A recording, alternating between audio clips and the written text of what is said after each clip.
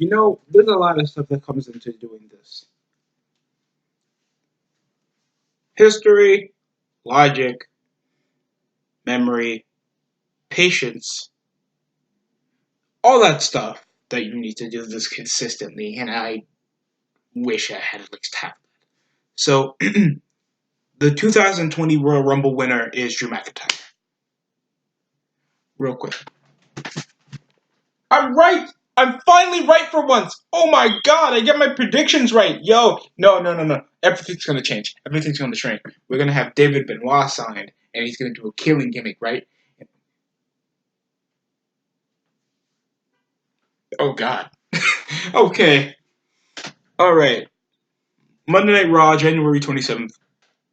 The Raw after the Royal Rumble, where we saw two surprise entrances, minus Kelly and Molly Holly. Nobody cares. I mean, I'd rather have Molly Holly in the Hall of Fame than Kelly. Nobody, I mean, unless you guys watched, like, I swear some viewers that rewatch WWE is because the Nexus or CM Punk, and you remember Kelly. Not because of anything else she did, unless you're a longtime wrestling fan, that you know she did the expose when she was like 17 and 8. So whoever after that, you're a borderline pedophile. I don't know what's wrong with you, but we all have our urges, and you should go to hell. Okay, alright. So what happened? McIntyre, of course, ceremoniously came over to the ring and expressed his feelings in having his first career Royal Rumble win of his career and going to headline WrestleMania challenging Brock Lesnar for the WWE title.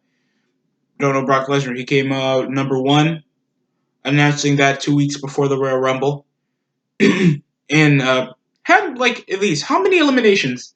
He knocked out at least 12 people, at least 12 or 11 people. He even knocked out MVP that was number 12.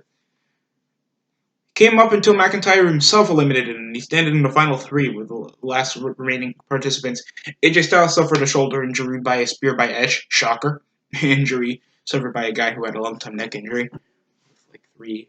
You know what? I'm not going to roast his neck. I nearly do that every other day. So, McIntyre came in, said it's the Claymore party, and it's like, wasn't this guy heel for majority of last year?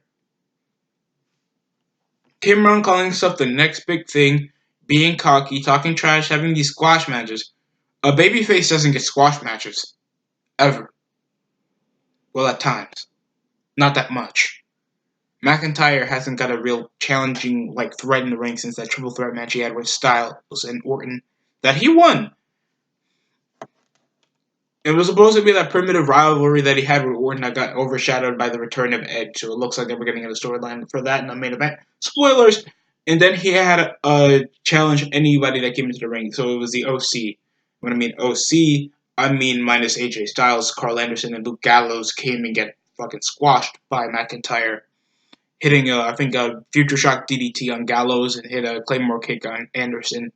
The match went out as glorious as it can to just push McIntyre is this cocky dual threat character that he's also athletic and a powerhouse. I get it, he's cool and all, but I don't get me wrong, I loved him winning the Royal Rumble. I thought it was a better change of pace, and nobody else deserves it. I mean, it was either Roman Reigns getting it, and I think people will be borderline pissed off thanks to the SmackDown roster's already trash, and he would just try to challenge Brock Lesnar again, or face off against the Fiend that I think people would want.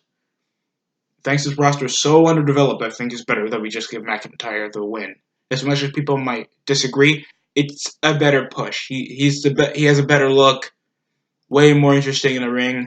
Could actually make a promo, threatening, I guess, and with the right guy, he faces off with the next 2 months before the big pay-per-view. I think it's better to just let things play out. I'm just gonna be the one screaming in the next week, or the next couple weeks or months before WrestleMania. So, gotta push it how it is. McIntyre came with a squash match over the OC. They came as a faction that was supposed to be the best heel faction on Raw until Monday Night Messiah came, and now they're just bona fide jobbers. Even before the Monday Night Messiah came, they were bona fide jobbers losing to the Monday Night Messiah, or Ricochet, or Braun Strowman when he was still on Raw, or Lashley. Okay, but they were just jobbers overall. Gallows and Anderson won the tag belts 2009 early 2019. Did nothing with him. Then they won him earlier the last year, and they did nothing with him. Tag division brung the hell. They're just, oh my god, they're sad. Oh god. And then my brother that overslept and did not get to watch the main event. That was a Royal Rumble match. As soon as I told him that MVP was gonna wrestle on Raw, I screamed at him as loud as he can, and he came up immediately as soon as I shouted the wrestler's name. And it's sad to hear that was his last match. MVP came up with number 12 number 12 entry in the Royal Rumble this year, and he came out wrestling an alright match. They even did a bit of a tribute to most of his career. And he remembers fondly about his partnership and feud with Matt Hardy. It was nice. The match wasn't impressive as everyone thought. It had some big boots, Hurricane Rana from the barricade. It was alright. The playmaker couldn't get the win. Picked up a 619. Rey Mysterio gets the victory. His contract is supposed to be up. Rey Mysterio. The match was okay, but it was so upsetting to hear like MVP. This might be his last match, so can't do anything about that. The dude's old. I don't know what kind of feuds they need. I think it's better if they get guys like they already got MVP, Mysterio, John Morrison, Sheamus still in the roster, Orton, and it's like all these legit names that people still remember. You're telling me you can't make an idea out of this? Like hell, I don't care if you rip off the fucking main event Mafia. Just do something. I'm just saying, man. All there is just Seth Rollins. Like, there's only one pseudo faction in the main roster, and just over 70 wrestlers. So you're telling me you can't make anything out of this? Aleister Black was in action in a squash match, ended with an immediate black mass, and then it was multitudes of strikes.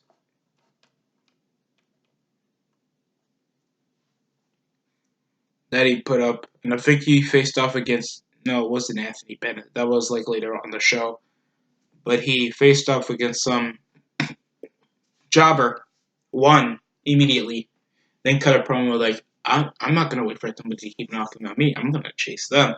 So he thought of this over the last several months of you just asking for someone to fight you.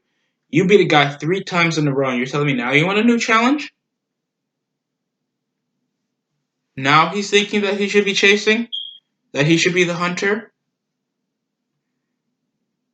I'm trying to understand the mentality of this. Because I remember John Cena having this interview with Chris Van Vliet. And he's like, pardon me, excuse me, I'm being super fucking honest. They want us to take shit, and turn it into good. Like, he knows the writers are shit. And he tries to make it up to his own style that he at least entices the viewers. And as much as we find the older audience and some younger audience to find a bit cringe, corny, a bit too hype-inducing, at least we know John Cena is trying 100% to try to make sure you're hyped up to see this match. You want to see John Cena beat the crap out of this guy and retain the belt, or just get a win or a one-up on the guy. That's how it is with John Cena. And as much as you don't like him, he's a legit star for that. And that's why we remember some of his moments. As much as we hate him, I wish I had him back, to be honest. I don't care if he had to shovel half of the niggas in the roster. Hell, make him pin Lashley again like he did in 07. I'd rather look at that than see all these cringe-inducing promos with no payoff, no goal. The Royal Rumble is over. Nobody else is targeting a belt. Andrade's just feuding with Humberto. Again, nobody else wants the belt. Nobody wants the tag team belt, so nobody's trying to make tag teams so they can make a name for themselves. Nobody else is trying to cut promos except the guys that they push from NXT. It's just, whoever's there, just say it, do it, get it over with so we can get the next segment. It's only 3 hours. That's too much. That's quick a time. We have main event before this shit. And I know because I was watching the. Now I know how main event is aired in the same stage as Raw. because that was November 11th, like the November 3rd episode of Raw, that I was there, and they were doing Raw. They were doing taped main event episodes on the Raw stage. They were in Nassau Coliseum, and I was there.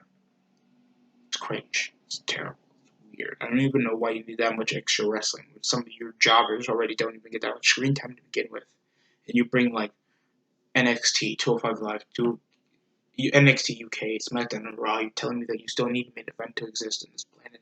I thought main event was like that special occasion pay-per-view that you guys remember fondly from the Hogan era, as well as Superstars. Like Saturday Night Main Event. That used to be like one of the bigger pay-per-views that you guys remember for nostalgia's sake. That hasn't been used as a big-ass pay-per-view since 2006 or 7.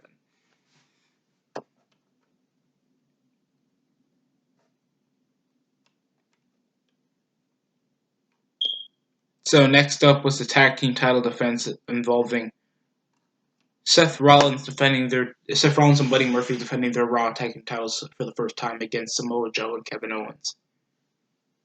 With earlier in the segment, it started with Samoa Joe and Rollins confronting Buddy Murphy that they don't know where the authors of pain are, and they want to make sure that they are not here to interrupt in the match. And they kept shouting it was backstage. They're backstage in his locker room, waiting patiently for them. It's like, okay. And then the Viking Raiders came to attack to make sure there's no outside interference, and yet there still were. The match was fine. Tope, couple of reversals, Buddy Murphy came. It was just continuous hot tags. And the match dragged for a long time. It wasn't much of a inducingly long thrill ride because all four of these guys are great wrestlers. All four of them. Rollins was still wrestling like his babyface self, so I don't get it. Except he kept trying to like mentor like Buddy Murphy that probably looked like he'd been wrestling for at least near a decade. So that kind of doesn't make sense why Rollins is trying to like teach him like as his mentor. He's not even teaching him how to cheat. He's just teaching him how to just out wrestle his opponent. Wow. You take it like no other wrestler has that type of idea when it comes to a match, Rollins. Come on. Just put that shit on Twitter. Come on, man. Everybody's waiting. Make yourself the most hated guy of the next year. You're not doing that. You're a fucking heel now. And your wife sucks. Dick. I mean. The match was fine, though.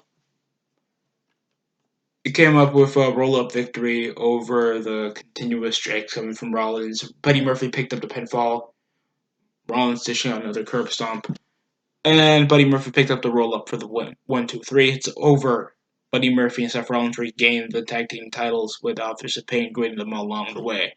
So you have the Authors of Pain, like legit tag team, big threat tag team that looks like they can actually shake up the division. And you give it to the one main eventer and the one mid-carder on the group. That is weird of a tag team reign in general. It's like Hogan and fucking Scott Steiner become the tag team champions, and Scott Hall and Kevin Nash hold the WCW United States and heavyweight title. I feel like we got this a bit mixed up. It was a good match, though.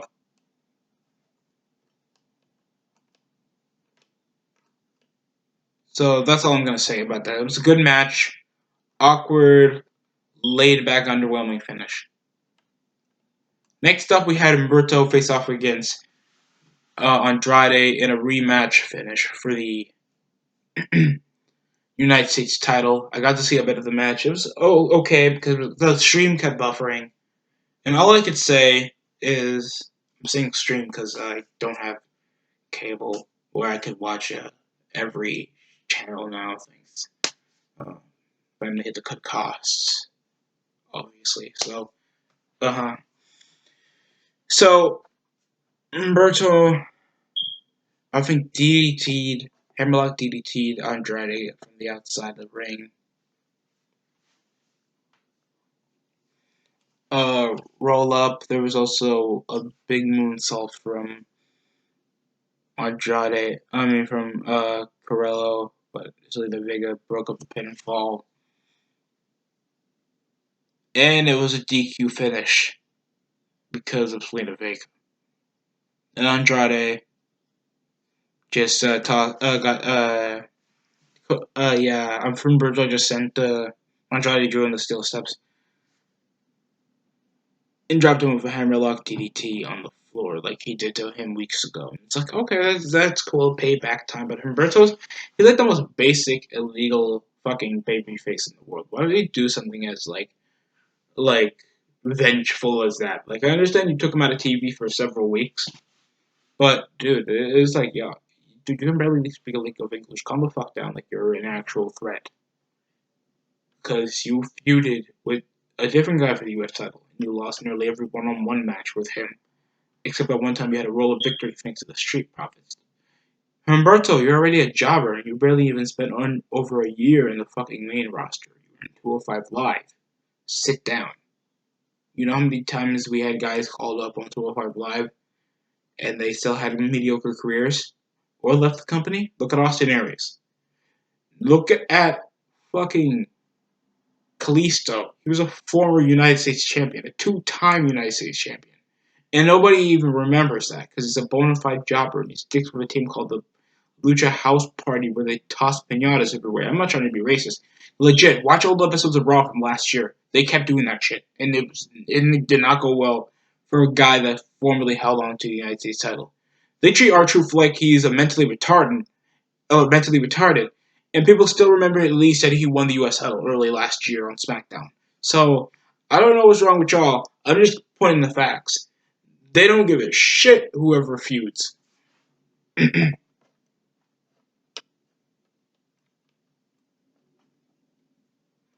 Next up, Charlotte faced off against Asuka.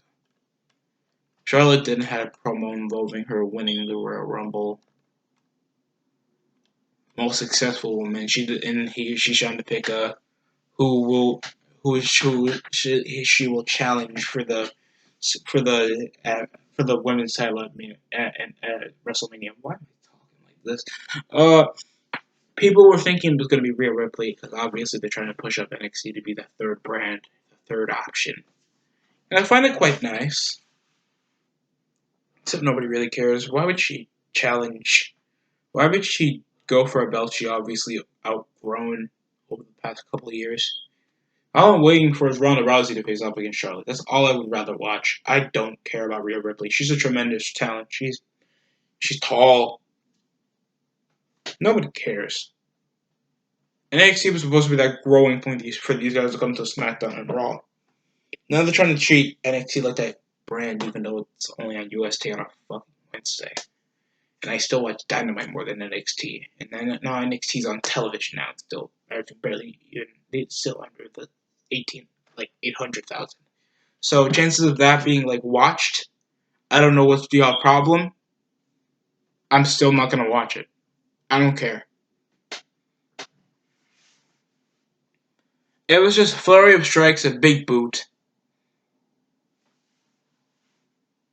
Asuka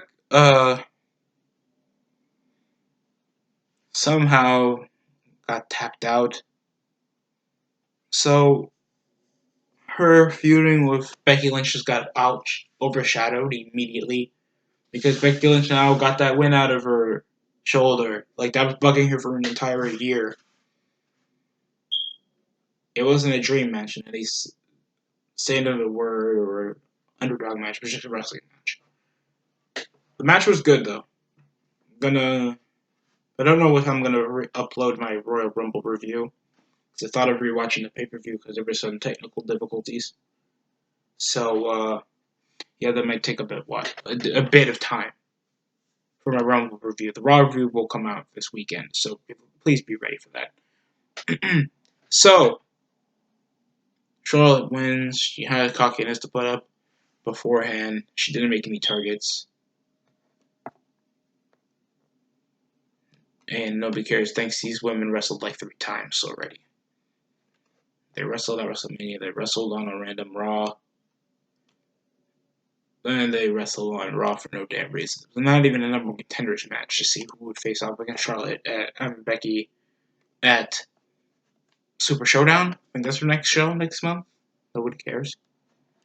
Next up, we had Mojo Rawley face off against No Way Jose. R-Truth picked up the victory dressed as a burger after Mojo Rawley just did quick work on No Way Jose. And then, as soon as his enforcer or his offensive lineman, Riddick Moss, who the fuck is this guy, helped out to get Mojo Rawley his fourth 24/7 championship reign. And all I can say is, so he came from being this dude with the dumb face tat to now he's trying to make himself a serious character, holding a jobber belt for the guys that are not even mid card worthy. I'm trying to understand. Like at least they're trying to do something finally with Mojo Rawley, trying to give him an enforcer to hold a belt that's less prestigious than any toy belt you can get in a fucking Target. So it doesn't even have belt buckles, man. It has like those little things you use to get those cheap jackets on. It's not good. It's not a good looking belt. Not even your child would like it. Children like anything. That looks dumb. Oh god. Decent surprise. I don't know. Like Archer can be literally a 24-time, 24/7 champion, and he comes out losing the belt in under 5 minutes after just rolling up Mojo Rawley until his guy came for Mojo Rawley to hit up his finisher. That's so gay. And get the victory. I am so unenticed in this feud. I really am. Next up,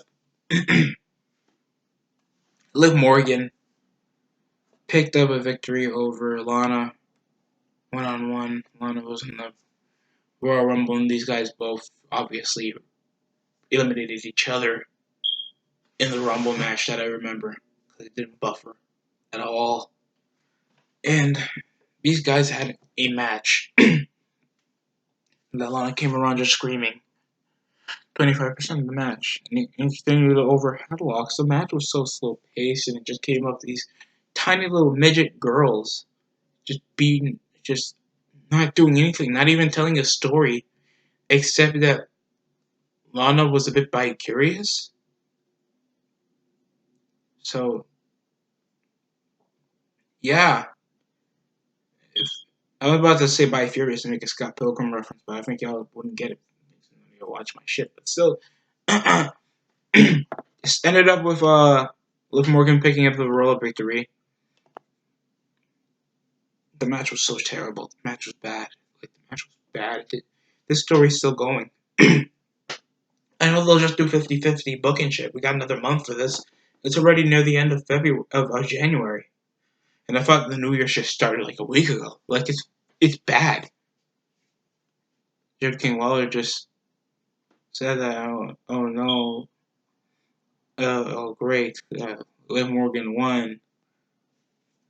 Oh yay! I'm sorry. I wish I could be more interested in this episode. I really am. But this just regurgitates how much Raw just fails to entice viewers, except the main event.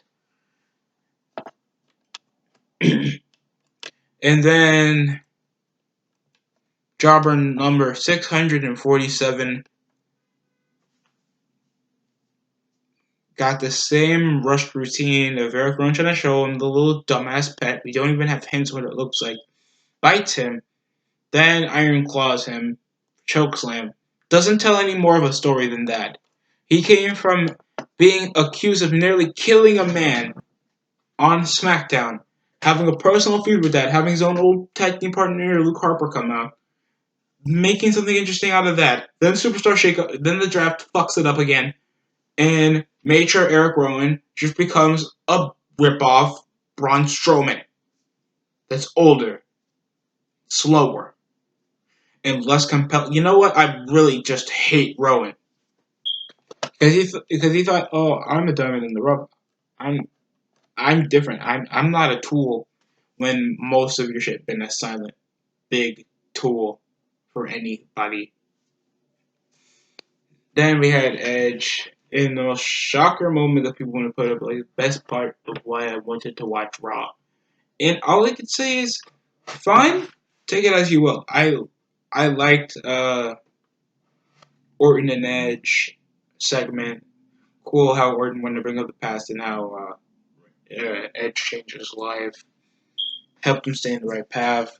Going up to a good point until Orton shockingly gave Edge, oh yeah, shocker, an RKO. Even though he's a legit RKO guy out of nowhere, we'll get that gimmick already. Then he comes around, see Edge fucking body shaking and shit.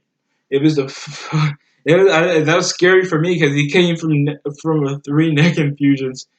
Returning to the Royal Rumble, happy-go-lucky moment. Then I heard he got a 3-year contract, and it's like, oh my god, he's back. And then he gets RKO'd, and then he gets hit with his vintage steel chair on his face. It's like a sandwich steel chair, banged on his head, and now he came shaken up and carried off a stretcher with Orton walking away in the background, just watching Edge get carried out. Big heel Orton, vintage Randy Orton, and how we always like Randy Orton, playing the primitive, threatening, viper heel as he always should play. He's never good as a babyface. He's never good as a babyface unless he does that little RKO.